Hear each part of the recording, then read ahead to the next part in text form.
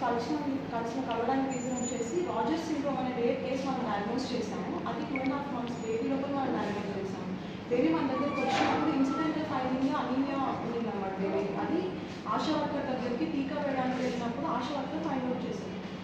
అది కూడా ఏంటంటే ఫెయిల్గా ఉంది బేబీ అని చెప్పేసి చెప్పారు. ఇక్కడికి వచ్చిన తర్వాత మనం ఆల్రెడీ ఇన్వెస్టిగేషన్స్ చేసాము. సిబిసి దాంట్లో వచ్చేసి హెచ్డి 3.7 ఉంది బేబీకి. అలా కాకుండా మనకు పర్సిస్టెంట్లీ హై బ్లడ్ షుగర్స్ ఉన్నాయి, మోర్ దాన్ 500 బ్లడ్ షుగర్స్ ఉన్నాయన్నమాట. సో ఇవన్నీ మనం చూసుకొని other then that vitamin B12 levels, serum iron levels ఇలా చాలా టెస్ట్ మనం చేసుకున్నాం.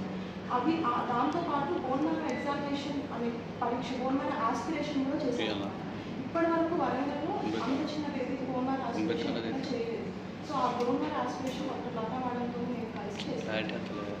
ఇవి చేసుకొని వీటితో పాటు టెస్టింగ్ హోల్ ఎగ్జామ్ సీక్వెన్సింగ్ అనే టెస్ట్ కూడా చేసాము. ఆ హోల్ ఎగ్జామ్ సీక్వెన్సింగ్ అనేది మనము వేరే ల్యాబొరేటరీకి పంపించాము. అది చెన్నైకి వెళ్తుంది. 45 days తర్వాత మనకు కన్ఫర్మేటరీ రిపోర్ట్ వచ్చింది.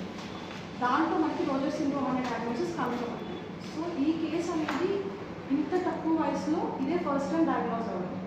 అండ్ సెకండ్ థింగ్ వచ్చేసి ఇంత చిన్న బేబీలో మనం డయాగ్నోస్ చేయడం వల్ల మనకి ఇమీడియట్గా ఎర్లీగా మనం ట్రీట్మెంట్ చేసుకోవడానికి అవకాశం ఉంది. రోజర్ సిండ్రోమ్ అనేది ఒక genetic disorder, usually autosomal recessive disorder అనమాట. ఈ ఆటోజోమల్ రెసెసివ్ డిజార్డర్ అనేది పేరెంట్స్ నుంచి ఫ్యామిలీలో రన్ అవుతుంది.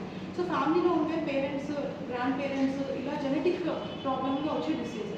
అండ్ ఈ డిసీజ్ వచ్చిన తర్వాత దీంట్లో ఈ స్పెసిఫిక్ రోజర్ సిండ్రోమ్లో ఏముంటుందంటే ఒకటి సెన్సిటివ్ న్యూరల్ హియరింగ్ లాస్ అంటే వినికిడి లోపం ఉంటుంది. రెండోది వచ్చేసి అనీమియా అంటే బ్లడ్లో హెచ్బి లెవెల్స్ తక్కువ ఉంటుంది. థర్డ్ థింగ్ వచ్చేసి డయాబెటీస్. ఈ మూడు ప్రాబ్లమ్స్ ఉంటాయి అన్నమాట.